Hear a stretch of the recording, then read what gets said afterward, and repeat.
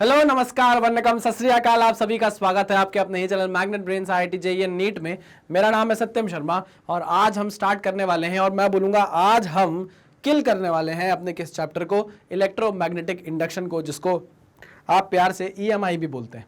क्या बोलते हैं? EMI भी बोलते हैं। तो यहाँ पर आपको इंडक्टेंस वगैरह देखना पड़ेगा, EMF वगैरह देखना पड़ेगा, है ना। बहुत सारी चीज़ें हैं जो आपको देखनी पड़ेंगी। बट मैं ये बोलना चाहूँगा हमेशा की तरह कि आज के लेक्चर को देखने से पहले कि आप अपने नोट्स रिवाइज कर लीजिए, उसे लेकर बैठिए, अपना दिमाग लेकर बैठिए, फॉर्मूला कॉपी लेकर बैठिए, पानी की बोतल लेकर बैठिए, पेन पेपर लेकर बैठिए और बस लगातार देखते जाइए आपसे क्वेश्चन बन रहे हैं कि नहीं बन रहे हैं तो आप उसे देखिए क्यों नहीं बन रहे हैं। अगर कोई सिली मिस्टेक है तो वेल एंड गुड, लेकिन अगर आपने वो टॉपिक नहीं पढ़ा है तो ये आखिरी दिन है, आखिरी प्रिपरेशन के दिन है, आपके एग्जाम बहुत ज़्यादा पास आ गए हैं। तो अब आपको मैं सजेस्ट नहीं करूँगा कि आप कोई नई चीज़ पढ़िए, मैं बस आपसे ये बोलता जाऊँगा कि जितना आपने पढ़ा है उसे लगातार रिवाइज करते रहिए, लगातार रिवाइज करते रहिए। ऐसा मत सोचिए अगले दिन उठ के कि यार कल रिवाइज किया ही तो था, आज वही दोबारा पढ़ के क्या होगा। पढ़ो, मना करेगा दिमाग, क्या रे याद आता है, सब आता है, याद आता है, अरे सब है, याद है मुझे, एक नंबर याद है, कोई दिक्कत नहीं है, मुझे सारे फॉर्मूले याद है।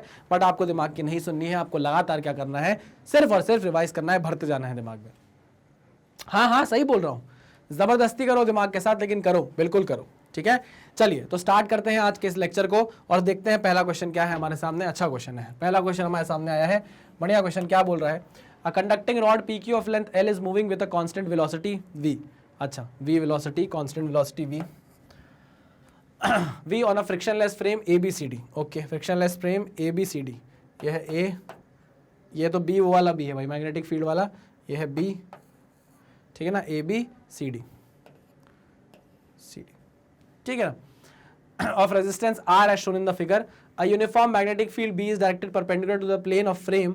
The heat is dissipated in the loop per second. The heat is dissipated in the loop per second due to induced current is। अच्छा, अब आप समझ लो, ये रॉड अगर आप क्या करोगे, आगे पीछे करोगे तो आप देख सकते हो, अगर हम डायरेक्शन देखें तो मैग्नेटिक फील्ड किधर है, तो हम बोल सकते हैं इसमें एक EMF जनरेट होगा जिसमें डायरेक्शन ये होने वाली है प्लस माइनस, ठीक है ना। आप देख सकते हो डायरेक्शन ऊपर की तरफ है, ठीक है ना। तो यहाँ जनरेट होगा और हमको पता है कि उसे हम अक्रॉस द सर्किट क्या बना सकते हैं, कुछ इस तरीके से बना सकते हैं। ये हमारा EMF होगा और वो कितना होगा, VBL, कितना होगा VBL। समझ में आया कि नहीं आया? हाँ सर समझ में आ गया। अब भैया EMF जनरेट हुआ है तो करंट भी जनरेट होगा, करंट जाएगा रेजिस्टेंस से तो क्या होगा भाई, पावर भी जनरेट होने वाला है ना, पावर लॉस भी होगा, ठीक है। तो वो कितना होगा, पावर हम जानते हैं कितना होता है, power is nothing but V² by R, है ना। ओके, और हम जानते हैं कि जो V जनरेट होगा वो किसके बराबर होगा, EMF बाय, ऐसा लिख लो, EMF का स्क्वायर, ऐसा भी लिखा जा सकता है, EMF का स्क्वायर बाय R। हाँ कि ना? हाँ सर बिल्कुल सही, बिल्कुल सही, ठीक है ना। तो हम यहाँ से बोल सकते हैं कि EMF की वैल्यू किसके बराबर आई है, VBL के बराबर आई है, तो VBL का होल स्क्वायर बाय R, ठीक है ना। ये किसके बराबर हो जाएगा, V² B² L² bye R के बराबर, V² B² L² bye R के बराबर। क्लियर है? बहुत इजी सा क्वेश्चन था, अच्छा क्वेश्चन था, लेकिन आप चलिए आगे बढ़ते हैं। नेक्स्ट क्वेश्चन क्या होगा, अ करंट ऑफ 2 एम्पीयर। पिछला वाला क्वेश्चन कौन सी ईयर में आया हुआ है, 2007 में AIPMT। और अगर हम बात करें इस क्वेश्चन की तो आया हुआ है AIPMT 2004 में। A current of 2 ampere is increasing at a rate of 4 ampere per second through a coil of inductance 2 henry at a certain instant of time. The rate of change of energy stored in the inductor at that instant is. अच्छा, rate of change of energy stored, अच्छा rate of change of energy stored क्या होता है, DE/dt, ये क्या होता है, क्या ये पावर होता है? हाँ सर ये पावर होता है। अच्छा, पावर किसके बराबर होता है, V × I के बराबर होता है कि नहीं होता। V जिसमें क्या है, EMF है, V जिसमें क्या है भाई, EMF है। ओके, हम जानते हैं EMF is nothing but LdI/dt, LdI/dt। Clear है कि नहीं? जी सर बिल्कुल सही कहा आपने। अच्छा V की वैल्यू किसके बराबर आ गई है, LdI/dt के, तो हम बोल सकते हैं V की जगह हमने पुट किया LdI/dt। अच्छा, छोटा I लिखो, बड़ा I लिखो, कोई दिक्कत नहीं है, इंटू I, ठीक है ना, एक ही चीज़ है, ठीक। चलिए वेरी गुड। इंडक्टेंस दिया हुआ है क्या आपको, करंट दिया है 2 एम्पियर का और इंक्रीजिंग रेट दिया हुआ है DI/dt आपको दिया हुआ है और इंडक्टेंस दिया हुआ है 2 हेनरी का। तो इंडक्टेंस आपको 2 हेनरी का दिया हुआ है इंटू DI/dt, ये क्या है, increasing at a rate of, ये rate of change of current दिया हुआ है 4 एम्पियर पर सेकेंड। तो 2 × 4 इंटू करंट कितना दिया हुआ है, 2 एम्पियर, 4 दूनी 8 दूनी 16 जूल पर सेकेंड। 4 दूनी 8 दूनी 16 जूल पर सेकंड, 16 जूल पर सेकंड। बात समझे कि नहीं समझे? हाँ सर समझ गए, आंसर कितना आ गया? 16 जूल पर सेकंड। बहुत बढ़िया, क्लियर? जी सर क्लियर। 1 नंबर, जी सर 1 नंबर। चलिए आगे बढ़े, नेक्स्ट पे चलते हैं। नेक्स्ट क्वेश्चन क्या है हमारा? When a current of 4 ampere flows through primary of a transformer, it gives rise to a flux of magnitude 1.35 weber through secondary, the coefficient of mutual induction between the primary and secondary is. इसमें तो शायद मुझे जरूरत भी नहीं पड़नी चाहिए आपको बताने की कि इसके लिए एक सिंपल सा फॉर्मूला है, और वो फॉर्मूला क्या है ना? फॉर्मूला क्या है? F phi is equal to M I, phi is equal to M I, flux is equal to M into I. समझे कि नहीं समझे? हाँ सर समझ गए। ये क्या है? म्यूचुअल इंडक्शन है। चलो हमको निकालना क्या है? मेरा करंट ऑफ आई आपको दिया हुआ है और फ्लक्स आपको दिया हुआ है, आपको एम की वैल्यू निकालनी है। फ्लक्स आपको कितना दिया हुआ है? 1.35, एम की वैल्यू आपको निकालनी है। करंट आपको दिया हुआ है कितना? 4 एम्पियर। करंट आपको 4 एम्पियर दिया हुआ है, तो M is nothing but 1.35 divide by 4, 1.35 divide by 4। ठीक है, 135/400, 135/400। ये 2 से काटा हमने, 2 से काटा हमने, 5 से काट देता हूँ, है ना? 5 दूनी 10, बचा 3, 5 7 35, 5 8 40, 0, 27/80, 27/80, 27/80, तो जाएगा 2780, 0.270। 8 दूनी 16, 8 तिया 24, 8 चौको 32, 8 तिया 24, तो ये हो जाएगा 240। बचेगा कितना? 30। ठीक है ना? फिर हमने लगा दिया 0, तो 8 तिया 24, 8 चौको 32, 8 तिया 24, फिर 240 आ जाएगा। फिर कितना बचेगा? ये बचेगा 60। ठीक है ना? फिर 8 चौको 8 7 56, 8 7 56। तो अगर हम इसको राउंड ऑफ करेंगे तो 0.34 हो जाएगा कि नहीं हो जाएगा हेनरी? हाँ सर, तो आंसर कितना आ जाएगा? 0.34 हेनरी। क्लियर? अरे बहुत बढ़िया यार, आसानी से हमसे क्वेश्चन सॉल्व हो रहे हैं। देखो इस चैप्टर से इतने टफ क्वेश्चन आपको देखने को नहीं मिलेंगे, बेसिक क्वेश्चन है, आपसे बन जाएगा, कोई दिक्कत वाली बात नहीं है। इसके आगे आने वाला जो चैप्टर है वो भी बहुत बेसिक है, उससे भी इतने ज़्यादा क्वेश्चन पूछे जाते नहीं है। जैसे हम रे ऑप्टिक्स में एंटर करेंगे, रे ऑप्टिक्स और वेव ऑप्टिक्स, वहां आपको थोड़ा अच्छे से ध्यान देना पड़ेगा। क्लियर है? जी सर एकदम क्लियर है। नेक्स्ट क्वेश्चन पे चलते हैं। नेक्स्ट क्वेश्चन क्या बोलता है? A semi circular wire of radius R, अच्छा semi circular wire of radius R, semi circular wire of radius R is moving in a magnetic field B, is moving in a magnetic field B, जिसकी direction आपको ये दी हुई है। ठीक है ना? with a velocity v as shown in the figure, with a velocity v as shown in the figure, the EMF induced across the diametrically opposite point x and y, diametrically opposite point x and y. Okay. ठीक है, देखते हैं। हमको पता है जो EMF होता है, EMF is equals to integration of v vector v cross b, v cross b, v cross b dl। समझ रहे हो कि नहीं? v cross b dot dl, v cross b dot dl। अच्छा यहाँ पर ये बात बोली गई है कि ये सारे v, b और l क्या होने चाहिए? म्यूचुअली परपेंडिकुलर होने चाहिए। v, b और l क्या होने चाहिए? म्यूचुअली परपेंडिकुलर होना चाहिए। v, b और l क्या होना चाहिए? म्यूचुअली परपेंडिकुलर होना चाहिए, तो ही आपका EMF जनरेट होगा। म्यूचुअली परपेंडिकुलर होना चाहिए तो ही EMF जनरेट होगा। देखते हैं, आइए। तो आप देख सकते हो कि वेलोसिटी की डायरेक्शन और मैग्नेटिक फील्ड की डायरेक्शन तो परपेंडिकुलर है। ठीक है ना? देखो देखो ध्यान से देखना, L जो है, L ये है, दिस इज योर L। ठीक है ना? और ये कितना है? 2 टाइम्स ऑफ R। देख सकते हो आप 2R के ये परपेंडिकुलर है, जो वेलोसिटी की डायरेक्शन है वो 2R, ये जो लेंथ है, लेंथ के परपेंडिकुलर है। बिल्कुल है सर। लेकिन आप देखो कि जो मैग्नेटिक फील्ड की डायरेक्शन है वो इस लेंथ के परपेंडिकुलर नहीं, पैरेलल है। देख सकते हो आप, ये देखो पैरेलल है। क्या है ये? पैरेलल है। तो जैसे ही आपने देखा कि मैग्नेटिक फील्ड की डायरेक्शन इस L लेंथ के क्या हो गई है? पैरेलल हो गई है। आप आओ देखोगे ना ताओ, आंसर क्या मार दोगे? 0 मार दोगे। मैंने आपको पहले ही बोला था कि ये सारे V, B और L क्या होने चाहिए? म्यूचुअली परपेंडिकुलर होनी चाहिए, तो ही EMF जनरेट होगा, नहीं तो जनरेट नहीं होने वाला है। पक्की बात है? जी सर पक्की बात है। पढ़ा होगा आपने ये सब, अगर नहीं पढ़ाया है तो आपको वापस रिवाइज करने की जरूरत है। Next question, the total charge which passes in a conducting loop when it is moved in a magnetic field depends upon. क्या? The total charge which passes in a conducting loop when it is moved in a magnetic field depends upon. उफ उफ उफ उफ उफ उफ उफ उफ उफ। आई क्या होता है भाई? आई क्या होता है? आई होता है d phi by d t. Sorry sorry sorry sorry. EMF क्या होता है? V होता है d phi by d t. क्या होता है? D phi by d t. समझ रहे हो कि नहीं समझ रहे हो? बिल्कुल समझ रहे हैं सर। और हमको पता है I जो होता है करंट वो होता है V बाय R। होता है कि नहीं? बिल्कुल होता है। तो हम बोल सकते हैं I is equal to V की वैल्यू क्या आई है d phi by d t into 1/r into 1/r d phi by d t into 1/r। समझे कि नहीं समझे? अरे सर बहुत अच्छे से समझ गए, ठीक है। I is equal to d phi by d t into 1/r आ गया है। मतलब आप देख सकते हो कि जो करंट है वो rate of change of flux पे डिपेंड करता है कि कितनी तेजी से अगर फ्लक्स चेंज होए। समझ रहे हो मेरी बात? I ये है, I डिपेंड करता है, I depends upon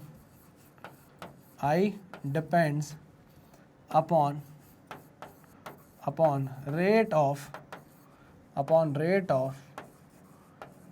change of flux. मतलब फ्लक्स के चेंज होने का रेट जितना ज़्यादा होगा उतना ज़्यादा करंट आप क्या करोगे? डेवलप करोगे, ठीक है ना। और अगर हम बात करें किसकी, अगर हम बात करें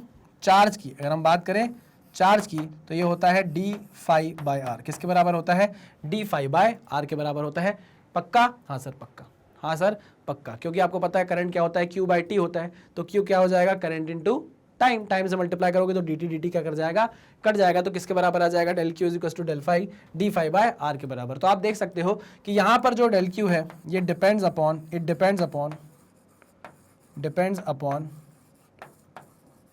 फ्लक्स चेंज या change in flux.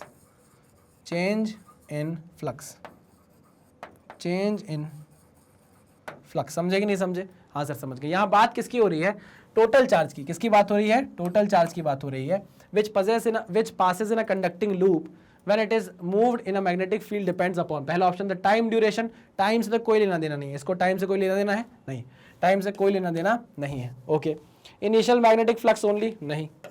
The net change in magnetic flux, बिल्कुल सही कहा आपने, the net change in magnetic flux. अच्छा, डिवाइड नेक्स्ट ऑप्शन है फाइनल मैग्नेटिक फ्लक्स, नहीं फाइनल भी नहीं होगा, आंसर क्या हो जाएगा? Net change in magnetic flux. बहुत बढ़िया, आगे बढ़ते हैं नेक्स्ट क्वेश्चन पे।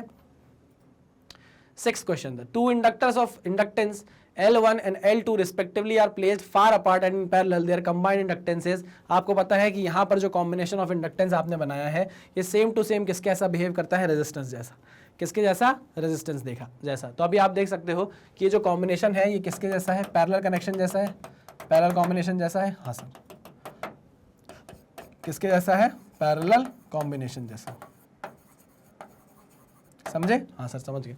तो आप बोल सकते हो L equivalent is nothing but L1 L2 upon L1 plus L2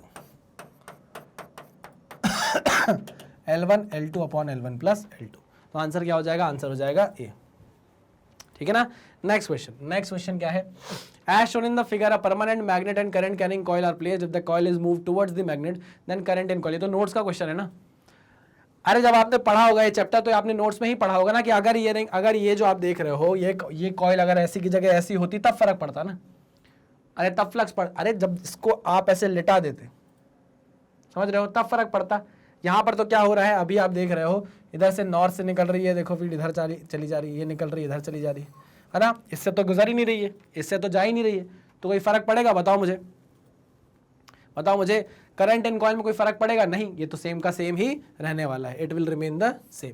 notes का क्वेश्चन है, सिंपल नोट्स का क्वेश्चन है। नॉर्थ से निकल रहा है भाई, साउथ से टर्मिनेट हो रहा है, साउथ पे टर्मिनेट हो रहा है। चलिए आगे बढ़ते हैं। Next question, a thin semi circular conducting ring PQR of radius R, वैसा ही क्वेश्चन है जैसा हमने शुरू में किया था।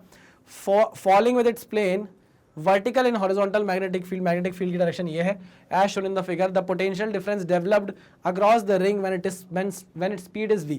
अब आप देखिए ध्यान से, when its speed is v, अब आपको स्पीड v नीचे की तरफ दी हुई है, समझ रहे हो मेरी बात? हाँ सर समझ रहे हैं। अगर आप देखोगे x और y के बीच में या p और r के बीच में जो लेंथ है वो कितनी है? ट्वाइस ऑफ r के बीच r के बराबर है। हाँ सर, ये टोटल लेंथ किसके बराबर है? ट्वाइस ऑफ r के बराबर है। तो जो लेंथ है उसके परपेंडिकुलर वेलोसिटी है, लेंथ के परपेंडिकुलर वेलोसिटी है और लेंथ के परपेंडिकुलर मैग्नेटिक फील्ड भी है। तो ये क्या है? तीनों म्यूचुअली परपेंडिकुलर है, तो यहाँ पर आपको EMF देखने को मिलेगा। आई मेरी बात समझ में? अरे हाँ कि ना? हाँ, और वो कितना होगा? वो होगा VBL V into B into L। L की वैल्यू किसके बराबर है? 2R के बराबर है, तो V into B into 2R। तो देखिए ऑप्शन है क्या? 2RBV। ये देखिए 2RBV and R is at higher potential. R is at higher potential. हाथ डाल के आप देखिएगा, आपको R पोटेंशियल, R पॉइंट जो है वो हायर पोटेंशियल पर देखने को मिल जाएगा। क्लियर है? बहुत बेसिक क्वेश्चन है भाई, ये नीट 2016 का क्वेश्चन है। Next, in an inductor of self inductance L is equals to 2 millihenry, current changes with time according to relation this. At what time EMF is zero?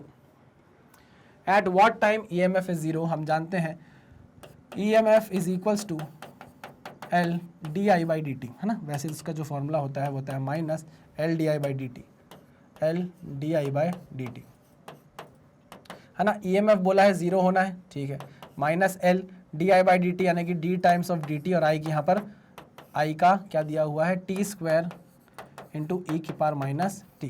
इसको t के respect में differentiate करना है तो minus L खत्म कर दूँ, L इधर ले जाऊंगा तो जीरो हो जाएगा। इसको डिफरेंशिएट करते हैं, प्रोडक्ट 2 लगाते हैं, टी स्क्वायर को बाहर निकाला, ई की पावर माइनस टी का डिफरेंशिएशन क्या होगा -1, ठीक है ना, प्लस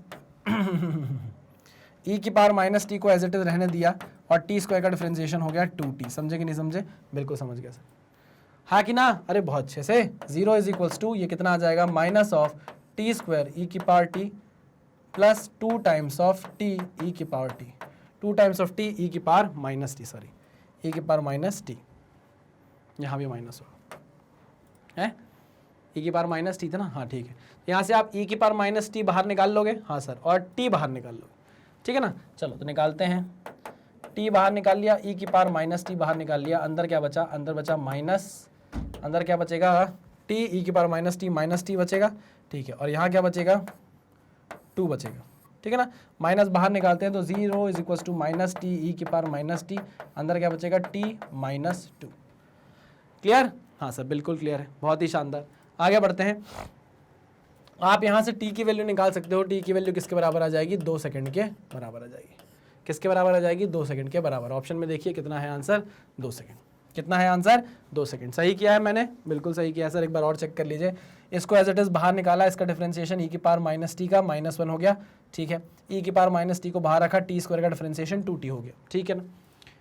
फिर यहाँ से हमने बोला ये टी स्क्वायर ई की पावर माइनस टी माइनस में हो जाएगा, प्लस 2 ई की पावर 2t ई की पावर माइनस टी हो जाएगा। बाहर निकाल लिया हमने t, बाहर निकाल लिया हमने t ई की पावर माइनस टी, ब्रैकेट में क्या बचा minus T plus 2, minus T plus 2, ठीक है ना। फिर हमने माइनस कॉमन ले लिया तो माइनस टी की पावर माइनस टी माइनस 2 हो गया। सही है, कुछ गलत नहीं है। चलो वेरी गुड, आगे बढ़ते हैं, आगे बढ़ते हैं, और आंसर आ गया हमारा 2 सेकंड। नेक्स्ट क्वेश्चन क्या होगा? नेक्स्ट क्वेश्चन है a varying current in a coil changes from 10 ampere to 0 ampere in 0.5 second if the average EMF induced in the coil is 220 volt, the self inductance of the coil is, अच्छा, EMF is equals to L minus L di by dt। EMF की value आपको कितनी दी गई है? Average 220 volt is equals to self inductance आपको निकालना है di by dt 10 ampere to 0, 10 ampere to 0, final minus initial होता है, मैं माइनस हटा रहा हूँ, इनिशियल माइनस फाइनल लिख दे रहा हूँ, तो 10 माइनस 0, ठीक है ना, ओके, डिवाइड बाय कितने टाइम में, कितने टाइम में? 0.5 सेकंड में। कितने टाइम में? 0.5 सेकंड में। 220 is equals to L into 10, L into 10, L into 10 divide by ऊपर 2 मल्टीप्लाई कर दो, 1/2 था तो ऊपर 2 मल्टीप्लाई कर दिया, 0 से ये 0 उड़ गया, 2 से ये 11 उड़ गया, कितना आया? L is equals to 11 henry, ठीक है ना, 11 हेनरी। आंसर आ गया आपके। कोई दिक्कत नहीं सर, कोई भी दिक्कत नहीं है। नेक्स्ट क्वेश्चन क्या है? आइए नेक्स्ट क्वेश्चन पे चलते हैं। A long solenoid has 100 turns, a long solenoid has 100 turns. When a current of 4 ampere flows through it, the magnetic flux linked with each turn of the solenoid is 4 into 10 to the power minus 3 Weber. The self inductance of the solenoid is 1 Henry होगा इसका answer, मुझे दिख ही रहा है question में। देखिए ना, अगर आप देखोगे क्या पूछ रहा है, self inductance of the solenoid is N phi by I। Formula देखो, सिर्फ फॉर्मूला, नीट 2016 का क्वेश्चन है, सिर्फ फॉर्मूला। नंबर ऑफ टर्न्स आपको दिए हैं 1000, फ्लक्स आपको दिया है 4 into 10 to power minus 3, divided by आपको करंट कितना दिया हुआ है 4 एम्पियर, काट दिया, ये कट गया, कितना आ गया, कितना आ गया भैया 1 हेनरी, कितना आ गया 1 Henry. Next question, a wire loop is rotated in a magnetic field, the frequency of change of direction of the induced EMF is nothing but minus of d phi by dt, formula है ना। इसका मतलब b times of a omega sine omega t, मतलब अगर आप इसका graph बनाओगे तो साइन का ग्राफ बनेगा, है ना। समझ रहे हो कि नहीं समझ रहे हो? हाँ सर समझ रहे हैं। देखिए साइन का ग्राफ बनेगा, ठीक है ना। अगर आप बनाओगे तो साइन का ग्राफ बनने वाला है कुछ ऐसा, ठीक है ना। अगर आप देखोगे एक टाइम पीरियड में ये ग्राफ कितनी बार साइन चेंज करता है, एक बार पॉजिटिव से नेगेटिव आता है, एक बार पॉजिटिव से नेगेटिव जाता है, और एक बार नेगेटिव से पॉजिटिव जाता है।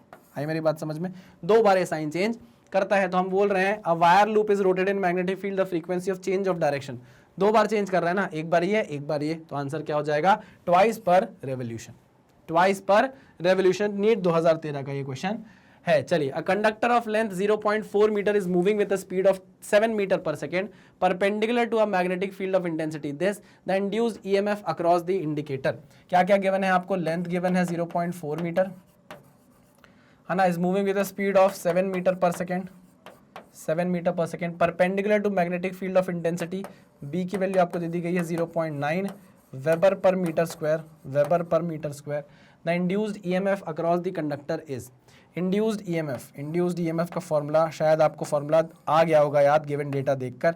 Induced EMF is nothing but BLV या VBL कुछ भी ले लो, VBL कितना होगा वो, V की वैल्यू है 7 मीटर पर सेकेंड, B की वैल्यू है कितनी 0.9 weber per metre square into 7 into 0.9 into 0.4, ठीक है ना। ये पॉइंट हटाया 10 लगाया, पॉइंट हटाया 10 लगाया, कितना हो गया 9 चौको 36 या हाँ ठीक है 36 इंटू 7 डिवाइड बाय 100, 7 छंग 42 की 2 हासिलाई 4, 7 तिया 2104, 25 252 बाय 100 यानी कि 2.52 वोल्ट, कितना आ जाएगा 2.52 वोल्ट। क्लियर, कुछ भी नहीं था, सिंपल फॉर्मूला था यार, सिंपल फॉर्मूला था, कुछ भी नहीं था। नीट नहीं, AIPMT 1995 का क्वेश्चन हमने सॉल्व कर लिया। इफ n is the number of turns in a coil the value of self inductance varies as, यहाँ पर सेल्फ इंडक्टेंस का फॉर्मूला आप देख सकते हो, सामने आपको दिख रहा है कि L is directly proportional to n का square, L is directly proportional to n का स्क्वायर, तो आंसर आ गया आपका n स्क्वायर। फॉर्मूला बेस्ड है यार ये क्वेश्चन, ये नहीं बनेंगे तो क्या बनेगा फिर तुमको, हाँ अगर ये भी नहीं बनेगा तो बनेगा क्या। Next question, what is the self inductance of a coil which produces 5 volt when the current changes from 3 ampere to 2 ampere in 1 millisecond? क्या? What is the self inductance of a coil? Self inductance of a coil. Self inductance आपको निकालना है जब आपको EMF दिया हुआ है कितना 5 volt, current changes from 3 ampere to 2 ampere, 3 ampere से 2 एम्पियर करंट का चेंज हुआ है इन 1 मिली सेकेंड्स। टाइम आपको दिया हुआ है 1 मिली सेकेंड यानी 1 इंटू 10 टू पावर -3 सेकेंड्स, ये आपको दिया है, ठीक है। आपका ऐसे एक बहुत अच्छा फॉर्मूला है, V is equals to EMF is equals to minus LdI/dt, है कि नहीं है, बिल्कुल है। आपको L निकालना है, EMF आपको 5 दिया हुआ है ना, L की वैल्यू आपको कितनी दी गई है, मैग्नीट्यूड निकाल लेते हैं हम, क्या निकाल लेते हैं मैग्नीट्यूड, L की वैल्यू दी नहीं गई है, DI/dt आपको निकालना है। तो देखिए चेंज इन करंट कितना है, फाइनल माइनस इनिशियल, ये माइनस खा जाएगा उसको, तो कितना आ जाएगा 3 - 2 is 1 ampere divided by time दिया है 1 into 10 to the power -3 seconds, ठीक है ना। तो 5 into 10 to the power -3 seconds divide by 1 is equal to L, तो वैल्यू कितनी आ जाएगी भाई 5 इंटू 10 टू पावर -3 हेनरी यानी कि 5 milli henry, 5 milli henry. Clear है, पक्का, हाँ सर पक्का। अरे भाई 5 मिली हेनरी को आप हेनरी में कैसे लिख सकते हो, आप इसको लिख सकते हो 5 into 10 to the power -3 henry, तो आंसर आया है आपका 5 इंटू 10 टू पावर -3 हेनरी। इसको आप इस तरीके से लिख सकते हो कि नहीं 5 मिली हेनरी आ गया, बहुत बढ़िया। Next question, energy in a current carrying coil is stored in the form of, कितना आसान क्वेश्चन, नोट्स, सब नोट से उठ के आएगा भाई। Energy in a current carrying coil is stored in the form of, answer हो जाएगा a current carrying coil does not necessarily carry the electric charge, अच्छा, but it will always generate magnetic field, therefore energy in a current carrying wire is stored in the form of magnetic field, energy is stored, है ना, energy in a current carrying coil is stored in the form of magnetic field। ये देखो statement है, सीधा सीधा statement है, सीधा सीधा बुक से भी आप पढ़ोगे तो ये स्टेटमेंट आपको सीधा सीधा बुक में मिल जाएगा। क्या, it will always generate magnetic field, therefore energy in a current carrying wire is stored in the form of magnetic field। Very good, बहुत बढ़िया। आ जाइए आगे बढ़ते हैं, next question, eddy currents are produced when, eddy currents कब produce होते हैं, जब metal is kept in varying magnetic field, बिल्कुल, तो पहला ही ऑप्शन सही हो गया। अरे फराडे लॉ ऑफ इंडक्शन पढ़ा होगा ना भाई, उसमें साफ साफ तो बताया हुआ है कि when the magnetic field surrounding a stationary conductor is varying, तो आपको एडी करंट मिलते हैं, सिंपल सी बात है, ये स्टेटमेंट ही है। तो आपको पता है कि एडी करंट कब प्रोड्यूस होंगे, जब वेरिंग मैग्नेटिक फील्ड होगी और एक कोई कंडक्टर होगा, ठीक है ना। आंसर आ गया AIPMT 1988 का क्वेश्चन हमने सॉल्व कर लिया है। Next question, a coil of resistance 400 ohm is placed in a magnetic field if the magnetic flux linked with the coil varies with the time this the current in the coil at t is equals to 2 seconds। यार आपको phi दिया हुआ है कितना 50t square plus 4, ठीक है ना। मैं क्या करता हूँ d∅/dt निकाल लेता हूँ। d∅/dt इज इक्वल्स टू, इससे मुझे क्या मिल जाएगा, EMF मिल जाएगा, हाँ कि ना, बिल्कुल मिल जाएगा सर। 100t हो जाएगा, t की वैल्यू आपको बोली है 2 सेकंड ले लो, तो d∅/dt जब मैंने t को 2 सेकंड बोल दिया, t की वैल्यू को मैंने 2 सेकंड ले लिया, तो 100 × 2 इज 200, 100 × 2 इज 200, ठीक है ना। तो आपको EMF की वैल्यू कितनी मिल गई है, EMF की वैल्यू आपको 200 मिल गई है। बात यहाँ पे बोला है कि आपको निकालना क्या है, आपको निकालना है करंट निकालना है, ठीक है ना। करंट क्या होता है, सिंपल सी बात है, V/R होता है कि नहीं होता। चलो V की वैल्यू आपने कितनी निकाल ली है, 200। रेजिस्टेंस आपको दिया हुआ है 400 ओम का, ये 0 0 कटा, 0 0 कटा, ये हो गया 1/2, कितना हो गया 1/2 यानी कि 0.5 एम्पियर, 0.5 एम्पियर, ठीक है। बहुत बढ़िया, AIPMT 2012 ध्वस्त। नेक्स्ट क्वेश्चन,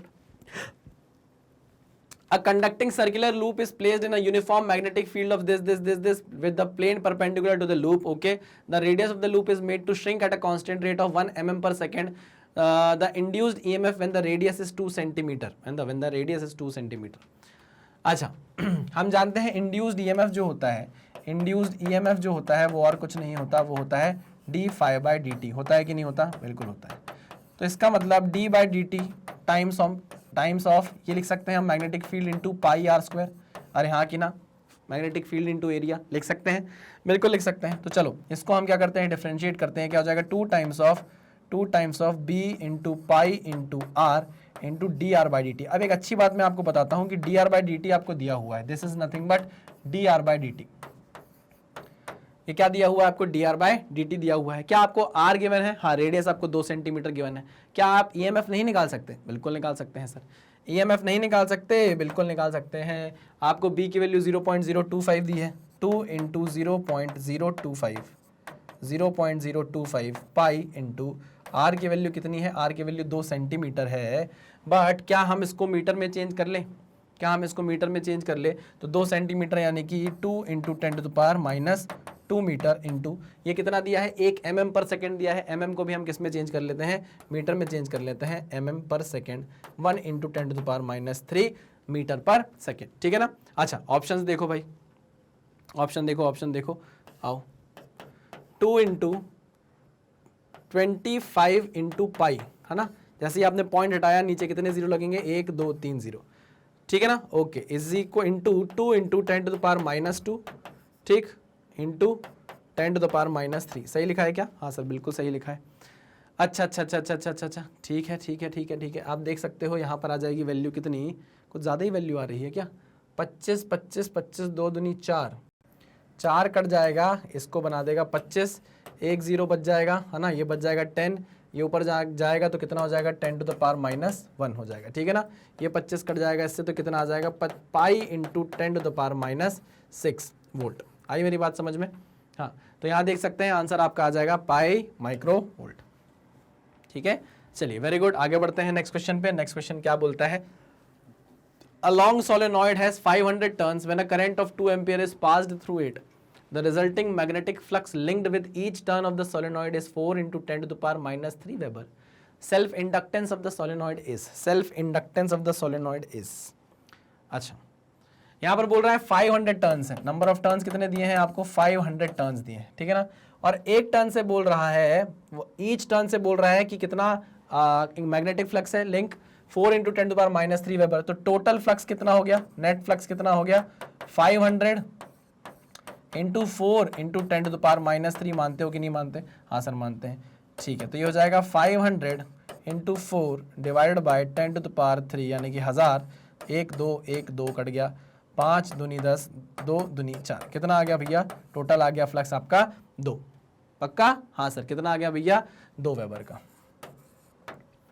चलिए, तो फ्लक्स आ गया आपके पास, आपसे लेकिन सेल्फ इंडक्टेंस पूछा है, तो एक बहुत ही अच्छा फॉर्मूला है, phi is equal to L I का, शायद आपको ये पता होगा। आपको यहाँ पर करंट दिया हुआ है और आपसे सेल्फ इंडक्टेंस पूछ रहा है, फाई आप निकाल चुके हो, 2 is equal to L into current कितना है 2 एम्पियर, 2 से 2 कटा, एल की वैल्यू कितनी आ गई 1 हेनरी। एल की वैल्यू कितनी आ गई? 1 हेनरी। सिंपल सिंपल फॉर्मूला है और सीधे सीधे आंसर आना है। Next question, if the number of turns per unit length of a coil of solenoid is doubled, the self inductance of the solenoid will be. The self inductance of the solenoid is directly proportional to the square of the number of turns. क्या बोला मैंने? Self inductance is directly proportional to the square of the number of turns. आई मेरी बात समझ में? तो वो बोल रहा है if the number of turns per unit length of a coil solenoid is doubled, इसको आप डबल करोगे तो इंडक्टेंस 4 गुना नहीं हो जाएगा, 4 गुना नहीं हो जाएगा, 4 टाइम्स हो जाएगा। आई बात समझ में? हाँ सर, बहुत ही बढ़िया, शानदार। ये क्वेश्चन भी हम ध्वस्त कर चुके हैं। आ जाइए नेक्स्ट क्वेश्चन पे चलते हैं।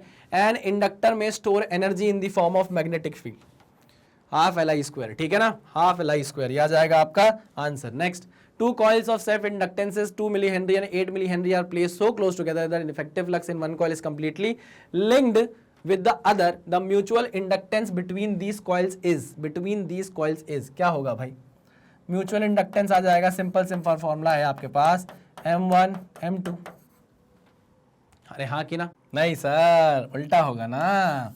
M is equals to under root L1 L2, है ना। अंडर रूट L1 L2 मतलब 2 × 8 यानी कि अंडर रूट 16, यानी कि किसके बराबर हो जाएगा? ये बराबर हो जाएगा 4 मिली हेनरी के। किसके बराबर हो जाएगा? 4 मिली हेनरी के। एक और क्वेश्चन दस्त, खत्म, है ना। तो यहाँ पर हमने 22-23 क्वेश्चन कर लिए हैं और इसी के साथ करते हैं हम इस लेक्चर को खत्म। आपको पता है मैग्नेट ब्रेन्स की अपनी खुद की वेबसाइट है magnetbrains.com नाम से, ये देख सकते हैं आप। जैसे ही आप इसे टाइप करेंगे गूगल पर तो ये वेब पेज आपके सामने आ जाएगा। यहाँ पर जितना भी कंटेंट यूट्यूब पर आपको अवेलेबल कराया गया है फ्री ऑफ कॉस्ट, वो यहाँ पर ज़्यादा ऑर्गेनाइज फॉर्म से आपको अवेलेबल हो जाएगा। जैसे आप नीट के स्टूडेंट हैं, आप नीट पे जैसे ही क्लिक करेंगे तो नीट पे पढ़ाया हुआ जितना भी कंटेंट है सब फ्री ऑफ कॉस्ट यहाँ पर आपको देखने को मिलेगा। जैसे रितिका मैम का बायो का कंटेंट हो गया, फाउंडेशन का कोर्स हो गया धीरज सर का, मेरा फिजिक्स का कोर्स हो गया और जो क्रैश कोर्स है वो भी। मान लीजिए आपका फिजिक्स के लेक्चर्स देखने का मन है, आप वॉच नाउ पे जैसे ही क्लिक करोगे तो यहाँ पर देखिए मेरा पढ़ाया हुआ कंटेंट आपको देखने को मिल जाएगा लाइन बाय लाइन, है ना। किसी भी लेक्चर पे आप जाकर वॉच नाउ पे क्लिक कर सकते हैं तो मैं आपको पढ़ाता हुआ यहाँ पर दिख जाऊँगा। क्लियर है? जी सर, बिल्कुल क्लियर है। आपको पता है हमारी आइडियोलॉजी है कि हम कंप्लीटली फ्री एजुकेशन देने में बिलीव करते हैं और फ्री का मतलब ये नहीं कि कंटेंट से कॉम्प्रोमाइज़ किया गया हो। कंटेंट एकदम टॉप नॉच आपको प्रोवाइड किया जाता है, बदले में चाहते हैं हम थोड़ा सा प्यार, थोड़ा सपोर्ट आपसे, और वो आप हमें कैसे दे सकते हैं? हमारे वीडियोस को लाइक करके, channel magnet brains IIT JEE NEET को सब्सक्राइब करके और जितना ज़्यादा हो सके वीडियोस को शेयर करके, ताकि बहुत लोगों तक वीडियोस पहुँचे और उनको पता चले कि मैग्नेट ब्रेन्स ने स्कूल एजुकेशन तो फ्री ऑफ कॉस्ट दी ही दी है, साथ ही साथ अब वो कॉम्पिटिटिव एग्जाम की तैयारी भी बिल्कुल फ्री ऑफ कॉस्ट आपकी करा रहा है। तो चलिए इसी मैसेज के साथ करते हैं लेक्चर को खत्म। मिलते हैं नेक्स्ट लेक्चर में, तब तक सावधान रहिए, सतर्क रहिए, पढ़ते रहिए। Thank you very much.